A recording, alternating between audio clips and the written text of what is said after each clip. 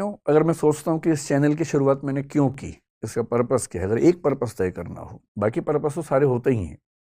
प्रसिद्धि की चाह भी एक पर्पस हो सकता है इसका, सबके मन में होता है तो मेरे मन में भी होगा ही। लेकिन अगर मैं सोचूं कि इसका दरअसल एक ईमानदार पर्पस क्या है इस चैनल का, तो मुझे लगता है कि मैं अपने कंट्रीब्यूशन के तौर पर यह चाहता हूं कि हमारा समाज सोचने विचारने की प्रक्रिया में बेहतर समाज बने। हम एक सेंटिमेंटल समाज के रूप में ना हो, हम एक इंटेलेक्चुअल समाज भी तो हों। सामाजिक चर्चाओं में, विमर्शों में थोड़ी गहराई हो, चिंतन बेहतर हो। हम अफवाहों से क्यों बहें? इसलिए सोचा कि पहला टॉपिक क्यों ना यही रखें कि सोचा कैसे जाए, फैसले कैसे किए जाए। मैं क्लास में एक कहानी अक्सर सुनाता हूं पंचतंत्र की, थोड़ा बदल के सुनाता हूं। पंचतंत्र आप जानते हैं, विष्णु शर्मा का एक कहानी संकलन है प्राचीन काल का। उसमें कई ऐसी कहानियां हैं जो हमें नॉर्मल लाइफ के बारे में, सामान्य जीवन के बारे में एक लेसन देती हैं, सीख देती हैं। उसमें एक कहानी का नाम था, अगर मुझे ध्यान है, मैं स्कूल में पढ़ता था, उसका नाम था पंडित की बकरी। कहानी थोड़ी सी अलग थी, मैं उसे थोड़ा सा अलग करके आपको सुनाता हूं ताकि आज के परिवेश में उसका महत्व ज्यादा समझ में आए। कहानी ये है, मैं फिर बता रहा हूं, कहानी में बदल के सुना रहा हूं ताकि बाद में कोई हमला ना करे कि नहीं कहानी तो ये थी, बदल कैसे दी। उस कहानी में यह था कि एक पंडित जी बकरी खरीद के जा रहे हैं, 3 लोगों को लालच है कि बकरी खाएंगे हम। उनको बेवकूफ बनाने के लिए एक ने कहा कि कुत्ता कहाँ ले जा रहे हो, एक ने कहा कि आप कौन सा पशु बताया, मेरे 3 पशुओं के नाम बोले कि ये कहाँ ले जा रहे हो, वो कहाँ ले जा रहे हो। उन्हें कंफ्यूजन हो गया कि जरूर कोई बहुरूपीय जानवर है, तो छोड़ के भाग गए। मैं इस कहानी को थोड़ा सा मोल्ड करके सुनाता हूँ कि एक बार एक आदमी एक छोटा सा बछड़ा खरीद के जा रहा था, सुंदर सा, और 3-4 चोरों की नजर पड़ी। उनका मन हुआ कि काश ये बछड़ा हमें मिल जाए, सस्ता मिल जाए, आधे दाम पे या उससे कम पे मिल जाए, तो क्या करें। तो उन्होंने एक साजिश की। बारी बारी वो उस व्यक्ति से रास्ते में मिले। पहले एक व्यक्ति मिला एकदम सीरियस चेहरा बना के। उसने कहा, अरे पंडित जी, बकरी कितने की ली? पंडित जी ने कहा, यार ये तो बछड़ा है, बकरी थोड़ा ना है। तो वो बड़े अच्छे से हंसा, उसने कहा, ये बछड़ा है। अच्छा, इतना कह के मुस्कुराते हुए निकल गया वहां से। पंडित जी को लगा अजीब गधा आदमी है, फिर देखा है तो बछड़ा ही। उसका उतना ही काम था, किया और निकल गया। अब वो आगे चल रहे हैं, करीब 100-200 मीटर के बाद एक दूसरा आदमी अलग जगह से आया। इनके बीच में आपस में साठ गांठ है ये इनको नहीं पता है।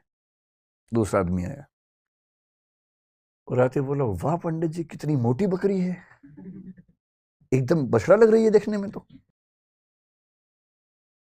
अब इसको लगा कि ये तो मामला फंस गया।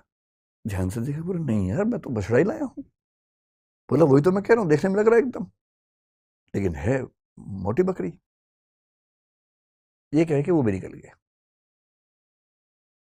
फिर 1 किलोमीटर बाद तीसरा मिला और उसने कहा, पंडित जी बस ऐसी ही बकरी चाहिए मुझे भी, कहाँ मिलेगी ऐसी बकरी? उसने कहा, फिर पंडित ने फिर थोड़ा धमकाते हुए कहा कि यार ये बछड़ा है भाई। लेकिन अब वो दबाव कम बना रहा था, वो खुद दबाव में था।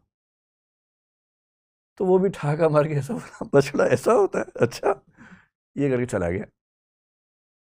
और फिर चौथा आदमी जो असली था उनका मास्टरमाइंड, चीफ कॉन्स्पिरेटर, फिर वो आया पैसे गिनते हुए। उसने कहा, अरे अरे अरे, ऐसा ही बकरा चाहिए, ऐसी बकरी चाहिए, कितने की मिलेगी, कितने की मिलेगी? तो पंडित जी को लगा मुझसे बहुत बड़ी गलती हो गई है, मैं तो बकरी खरीद के ले आया बछड़े के नाम पे या बछिया के नाम पे। फिर लगा घर जाऊंगा, घर पे पिटूंगा, इससे अच्छा नुकसान कम कर लेता हूं। तो एज्यूम कीजिए कि उस जमाने में 100 रुपए के आसपास का लिया था, तो उन्होंने बताया कि मैंने 100 का लिया है। प्लस 100 का, बकरी तो 20 रुपए की आ जाती है, लेकिन ये इतनी तंदुरुस्त है, अगर आप चाहें तो मैं इसके बदले आपको 40 रुपए दे सकता हूँ। और पंडित जी को लगा कि यार चलो, 60 का नुकसान सही, कम से कम 80 का तो नहीं होगा। और 40 का उसको दिया और खुश होकर घर लौटे कि बच गया आज तो। अब ये जो पंचतंत्र की कहानी है ये इसलिए है कि जब हम जीवन में निर्णय करते हैं तो हमारे पास बहुत सारे ऊट पटांग से इनपुट्स आते हैं,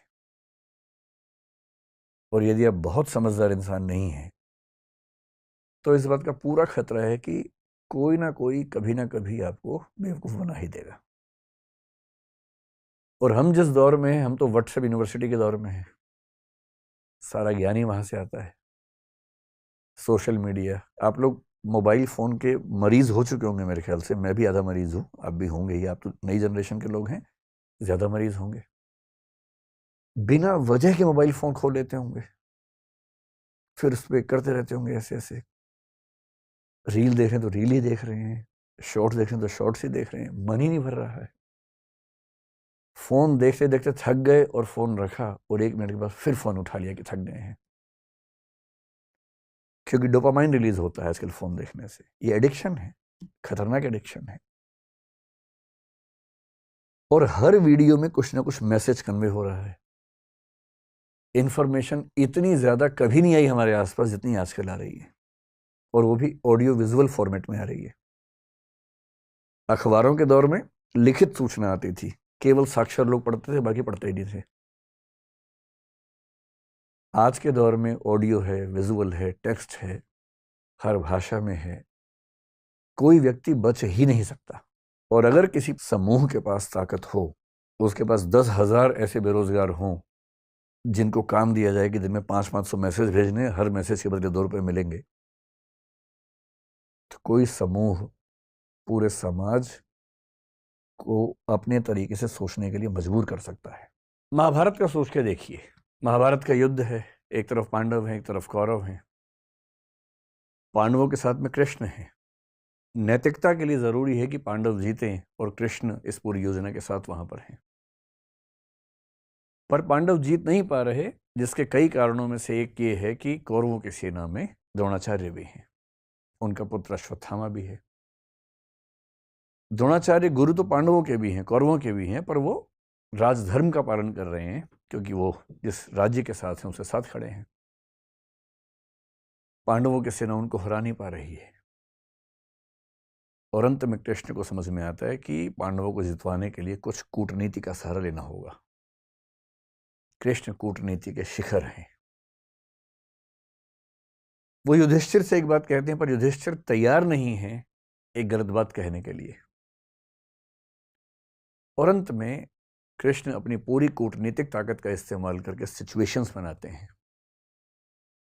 एक हाथी अश्वत्थामा नाम का, उसकी हत्या होती है। बात फैलाई जाती है कि अश्वत्थामा मारा गया। अश्वत्थामा द्रोणाचार्य के पुत्र का नाम भी है, और द्रोणाचार्य अचानक हताश होने लगते हैं। उन्हें फिर भी लगता है कि एक बार मैं खबर को ऑथेंटिकेट कर लूं, प्रामाणिक है या नहीं चेक तो कर लूं। तो वो अपने समय के सबसे प्रामाणिक व्यक्ति युधिष्ठिर से पूछते हैं। युधिष्ठिर धर्मराज हैं, झूठ नहीं बोलते हैं। पूरी पांडवों की सेना ने, टीम ने जब उनसे कहा, वो तब भी तैयार नहीं हुआ कि मैं झूठ नहीं बोलूंगा। लेकिन अब झूठ नहीं है। अश्वत्थामा की हत्या हुई है, हाथी की हुई है, तो क्या हुआ, हुई तो है ही। और तब भी वो चाह रहे हैं कि मैं पूरी बात बोलूं। द्रोणाचार्य ने पूछा, क्या अश्वत्थामा मारा गया? युधिष्ठिर कह रहे हैं, अश्वत्थामा हतो नरो वा कुंजरो वा।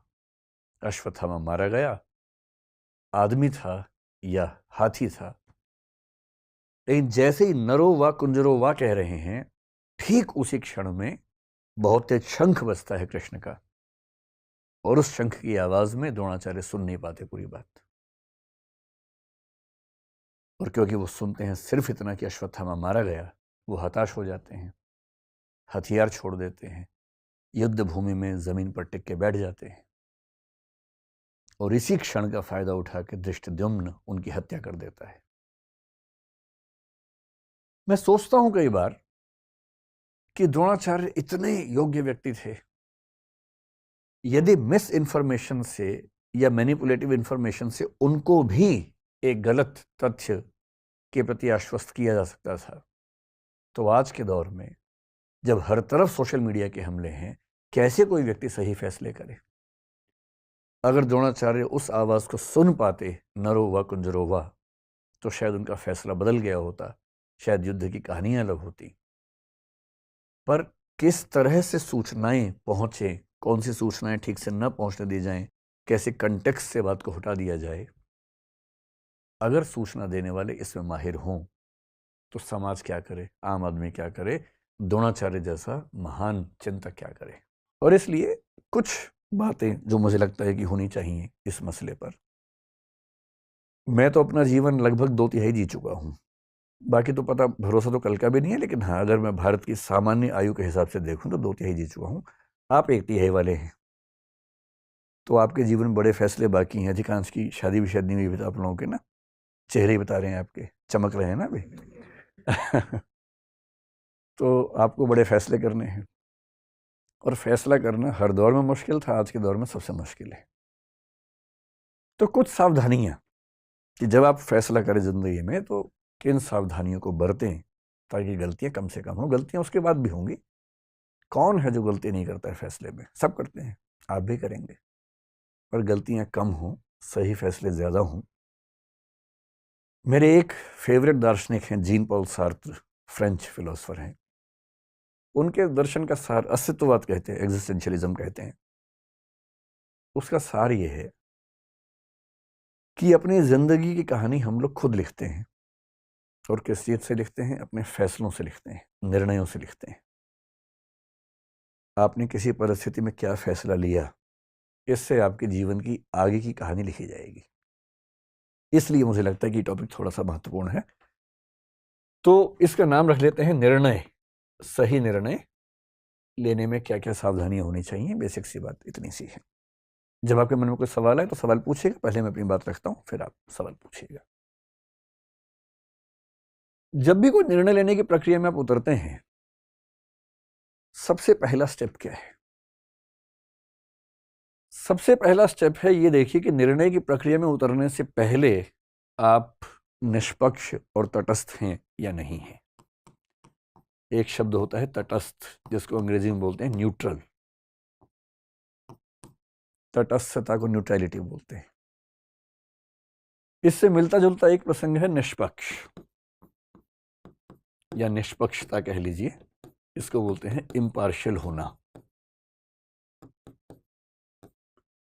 या इम्पार्शियलिटी एज ए क्वालिटी। ये मैं कह रहा हूं कि निर्णय की प्रक्रिया में उतरने से पहले, बाद में तो जो होगा देखेंगे। जैसे हमारा समाज इस समय बहुत सारे सामाजिक राजनीतिक मुद्दों से घिरा हुआ है। जैसे एक मुद्दा कुछ दिन पहले आया, जो हिजाब का मुद्दा जिसको हम कहते हैं। कर्नाटक से एक डिबेट उठी हिजाब की।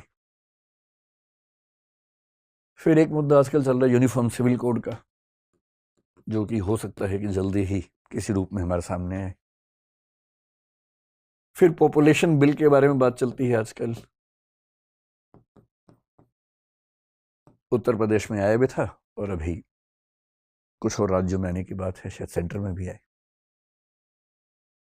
एक मुद्दा पिछले कुछ दिनों से कन्वर्जन का आप सुन रहे होंगे, धर्मांतरण का। लव जिहाद का मुद्दा सुन रहे होंगे। सारे मुद्दे हमारे सामने आते रहते हैं। हम इन सब पे बात करेंगे समय के साथ, धीरे धीरे इन सब पे बात करेंगे। पर किसी टॉपिक पर बात करने से पहले देखना जरूरी है कि हम पहले से फैसला ले तो नहीं चुके हैं। और सबसे बड़ी दिक्कत हमारे समाज की है कि फैसले पहले हो चुके हैं, विचार बाद में होता है। सही प्रोसेस तो ये कि पहले विचार हो, फिर फैसला हो, पर फैसला पहले होता है। मेरे बहुत सारे दोस्त हैं, हिंदू हैं, मुसलमान हैं, सिख हैं, हर धर्म के लोग। मतलब वैसे तो मैं बहुत ही अकेले टाइप का आदमी हूँ, दोस्त ज़्यादा है ही नहीं, पर जो हैं उनमें मतलब डाइवर्सिटी ठीक ठाक है। मैंने क्लासेस में भी देखा, और मैंने पाया कि हिजाब की बात आते ही कोई मुस्लिम बच्चा जनरली इस भाव से देखता है कि नहीं, ये गलत हो रहा है हमारे साथ। और कई हिंदू बच्चे इस भाव से देखते हैं कि एकदम सही, और होना चाहिए, और होना चाहिए। और मजे की बात है कि टॉपिक क्या है ना इसको पता है ना उसको पता है। कर्नाटक हाई कोर्ट का जजमेंट क्या है 128 पेज का, ना इसने पढ़ा ना उसने पढ़ा। कर्नाटक सरकार का क्या डायरेक्शन आया था, रूल क्या था, ना इसने पढ़ा ना उसने पढ़ा। और फैसले का एग्जैक्ट मतलब क्या है किसी को नहीं पता, पर हम टॉपिक शुरू होने से पहले ही राय बना के चलते हैं। E.H. कार एक बड़े अच्छे विद्वान हुए हिस्ट्री में, उनकी एक किताब है बड़ी अच्छी, हिस्ट्री, इतिहास क्या है, व्हाट इज हिस्ट्री, बड़ी अच्छी किताब है। उन्होंने साबित किया कि हिस्ट्री के बारे में आप कुछ भी कह लीजिए, कितने फैक्ट्स हैं, इतने प्रमाण हैं, सब बेकार की बातें हैं। अंततः इतिहासकार के दिमाग में जो बैठा हुआ है वो साबित वही करता है। इसलिए मार्क्सिस्ट हिस्टोरियन लिखेंगे तो आप पाएंगे सबके निर्णय लगभग एक जैसे आते हैं, और जो नेशनलिस्ट हिस्टोरियंस हैं उनके फैसले एक जैसे आते हैं हमेशा। किसी हिस्टोरिकल फिगर को लेकर सोच लीजिए, अकबर की बात कर लीजिए, औरंगजेब की बात कर लीजिए, एक धारा के फैसले हमेशा एक से आएंगे, दूसरी धारा के फैसले हमेशा एक से आएंगे। ऐसी माइंडसेट से अगर हम चलेंगे, और हमारी यूनिवर्सिटीज में भी तो यही होता है। बहुत रोचक बात है, यूनिवर्सिटीज में टीचर्स बटे हुए हैं कि ये मार्क्सवादी है, ये भाजपाई है। और मैं सोचता हूं कि जो आदमी देश को पढ़ाने की जिम्मेदारी संभालता है यूनिवर्सिटी में, वो एक विचारधारा से बंध कर चीजों को देखने का आदी कैसे हो सकता है? उसके अंदर इतना वैचारिक साहस क्यों नहीं है कि किसी मुद्दे पर मेरी विचारधारा से बेहतर राय किसी और विचारधारा की भी हो सकती है? ये साहस क्यों नहीं है? और इसलिए जो बात यूनिवर्सिटीज तक में मिस होती है तो समाज में तो कहां से आएगी? विश्वविद्यालय का तो काम है समाज को सही दिशा देना, वही नहीं है तो समाज में कहां से आएगी? पहले कोशिश कीजिए न्यूट्रल होने की, तटस्थ होने की, कि मुद्दे को समझने से पहले ना मैं इस तरफ हूं ना मैं उस तरफ हूं। हिजाब की बात है, मुझे नहीं पता, मैं पहले स्टडी करूंगा पूरा, स्टडी करने के बाद मामला ठीक लगेगा तो मैं कहूंगा हाँ ये ठीक है, गलत होगा तो बोलूंगा गलत है। पहले क्यों फैसला करूं? ये तो बहुत बेसिक सी बात है। न्यूट्रलिटी ही जब रियल सिचुएशंस में आती है उसको बोलते हैं निष्पक्षता, impartiality in the specific situations. और ध्यान रखना है, निष्पक्ष नहीं रह पाने के भी दो तरीके होते हैं। निष्पक्ष का मतलब है कि भाई मैं एक्स और वाई के झगड़े में ना एक्स की तरफ हूं ना वाई की तरफ हूं। जैसे मान लीजिए दो बच्चों में झगड़ा हो जाए और उनमें से दोनों की मम्मियां नीचे आ जाएं। जनरल परसेप्शन ये है कि मम्मी बच्चों के झगड़े में अपने बच्चे का पक्ष लेगी। ये ऐसा नहीं कि सोशल कंस्ट्रक्ट की बात हो रही है, बायोलॉजिकल लेवल बात चल रही है, क्योंकि मदर्स का लव आमतौर पे अनकंडीशनल माना जाता है। और ये बात मैं जो कह रहा हूं मैं अफवाहों के बेस पे नहीं कह रहा हूं, एरिक फ्रॉम बहुत बड़े मनोवैज्ञानिक है, उनकी किताब है द आर्ट ऑफ लविंग, उसके बेस पे कह रहा हूं। मदर्स का लव आमतौर पर अनकंडीशनल होता है कि मेरा बच्चा परेशान है तो फिर मैं अपने बच्चे के साथ हूं, मुझे विचारधाराओं से, राष्ट्र, समाज, राजनीति, इन सबसे मतलब नहीं, मुझे बच्चे से मतलब है। इसलिए यदि कोई मदर बहुत ऑब्जेक्टिव है अपने बच्चे के मामले में तो बहुत बड़ी बात है। जनरली इस बात की संभावना ज्यादा है कि वो थोड़ा सा उसके पक्ष में खड़ी होगी। पिता लोग जिस प्रोसेस से आगे बढ़ते हैं उसमें इस बात का खतरा ज्यादा होता है या संभावना ज्यादा होती है कि वो ऐसे मामलों में बहुत ज्यादा अपने बच्चे के पक्ष में झुके हुए ना दिखें। कभी कभी नहीं भी होंगे, लेकिन उसमें भी खतरा है। कभी कभी हम खुद को इम्पार्शियल दिखाने के लिए दूसरे पक्ष के पक्ष में झुक जाते हैं। आपने कई पिताओं को देखा होगा कि दो बच्चों में झगड़ा हुआ, उनमें से एक उनका है, जाते ही अपने वाले को मारना शुरू करते हैं सीधा कि तू नहीं बदमाशी की होगी, आदत दिखाने के लिए देखो मैं कितना निष्पक्ष हूं। ये निष्पक्षता नहीं है। निष्पक्ष होने का मतलब ये नहीं है कि अपने पक्ष के विरुद्ध खड़े ही हो जाना है हमेशा, और निष्पक्ष होने का मतलब ये भी नहीं है कि दूसरे पक्ष के विरोध में खड़े हो जाना है। जाके सुनना है, दोनों बच्चों की बात सुननी है कि हाँ बेटा तुम बताओ क्या पर्सपेक्टिव है, तुम बताओ क्या पर्सपेक्टिव है, उसके बाद जो सही फैसला हो करना है। क्यों मैं दूसरे बच्चे के सामने साबित करने के लिए कि मैं निष्पक्ष हूं अपने बच्चे को पीटना शुरू कर दूंगा? इसलिए जब भी किसी मुद्दे पर बहस करनी हो ना, आपके सामने फैसले आएंगे कि शादी इससे करूं कि इससे करूं। पहले से नहीं बना लेना दिमाग में, पहले सब बातों को जान लेना है।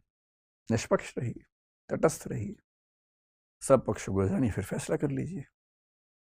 उससे ही पूछिए कि उसकी चॉइस भी है कि नहीं है। ऐसा थोड़ा सिर्फ आपकी चॉइस का मामला है, उसकी भी तो होनी चाहिए।